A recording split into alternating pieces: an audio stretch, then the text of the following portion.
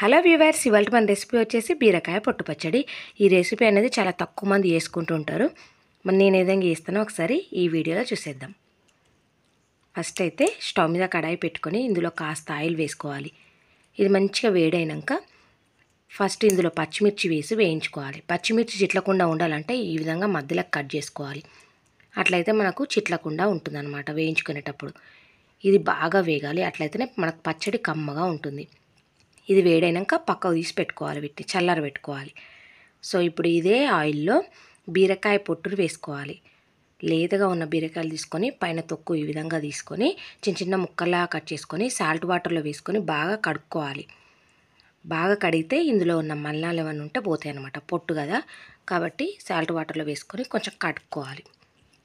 ఇప్పుడు ఫ్రై చేసుకుంటున్నాం కదా, ఈ విధంగా మంచిగా ఫ్రై చేసుకోవాలి. కొంచెం ఉప్పు వేసి మనం ఫ్రై చేసుకున్నామంటే తొందరగా మగ్గిపోతాయి. సో ఇలా ఈ విధంగా ఒకసారి మీడియం ఫ్లేమ్లో కలుపుతూనే ఉండాలి. సో ఈలోపు మనం ఒక 2 టమాటాలు, దూరగా ఉన్న టమాటాలు తీసుకొని కట్ చేసి పెట్టుకున్నాం. ఎందుకంటే ఇది కొంచెం మగ్గినాక ఇందులో వేసి మనం ఫ్రై చేసుకోవాలి టమాటాలు కూడా. సో ఇంత క్వాంటిటీకి మనం ఒక 2 టమాటాలు వేసుకుంటే బాగుంటుంది అన్నమాట. పచ్చడి అనేది రుచిగా వస్తుంది. నేను కొద్దిగా సాల్ట్ వేసి మగ్గనిస్తున్నా, చూసారు కదా. ఇప్పుడు సాల్ట్ వేసినాం కదా, మూత పెట్టుకొని ఒక 2 నిమిషాలు అదే విధంగా మగ్గనిద్దాం. సో ఇప్పుడు మూత తీసి చూసుకుంటే చూసారు కదా, ఆల్మోస్ట్ మగ్గిపోయింది. ఇప్పుడు ఇందులోకి మనం టమాటాలని యాడ్ చేసుకుందాం. 2 టమాటాలు వేసుకుంటే సరిపోతుంది. అలాగే చూసారు కదా, కొద్దిగా చింతపండు వేసుకుంటే మరింత రుచిగా ఉంటుందన్నమాట పచ్చడి అనేది. చూసారు కదా, టమాటాలు అంత పుల్లగా ఉండే కదా, అందుకే కొంచెం చింతపండు కొంచెం టమాటో కూడా యాడ్ చేసుకుంటే మనకు పచ్చడి రుచిగా వస్తుంది. ఇవి మంచిగా మగ్గనివ్వాలి ఒక 5 నిమిషాలు. చూసారు కదా, రంగు మారిపోయింది. ఈ విధంగా మగ్గితే సరిపోతుంది. ఈ విధంగా మగ్గినాక ఇందులోకి వెల్లుల్లిపాయలు గుప్పడాన్ని వేసుకున్న వెల్లుల్లిపాయలు మంచిగా వేసుకుంటేనే పచ్చడి రుచి చాలా బాగుంటుంది అనమాట.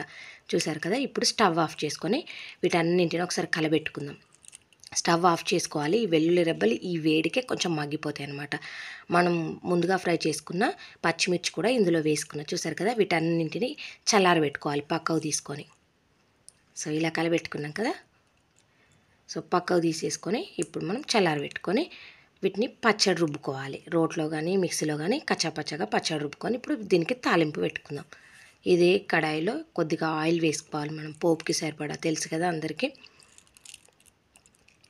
ఇప్పుడు కాస్త జీలకర్ర వేసుకోవాలి, అలాగే కాస్త ఆవాలు కూడా వేసుకోవాలి. సో ఇవి మంచిగా వేగినాక ఇందులోకి ఎండుమిరపకాయలు కూడా యాడ్ చేసుకొని ఇవి కొద్దిగా నల్లగా అయ్యేంత వరకు మనం వేయించుకోవాలి. ఎండుమిరపకాయ మంచిగా వేగితేనే పోపు అనేది ఫ్లేవర్ బాగుంటుంది. సో ఇలా వేగినాక ఇందులోకి కరివేపాకు యాడ్ చేసుకోవాలి. అలాగే చిటికెడంత పసుపు కూడా యాడ్ చేసుకోవాలి.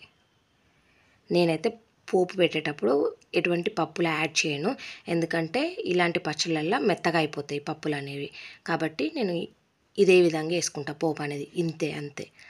చూసారు కదా, ఇప్పుడు పచ్చడి మొత్తం ఇందులోకి యాడ్ చేసుకుందాం. స్టవ్ ఆఫ్ చేసుకోవాలి.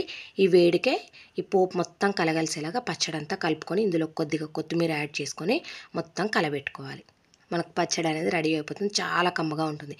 ఇవే ఇంగ్రీడియంట్స్. రుచికి సరిపడా సాల్ట్ ఏమన్నా ఉంటే యాడ్ చేసుకోవాలి.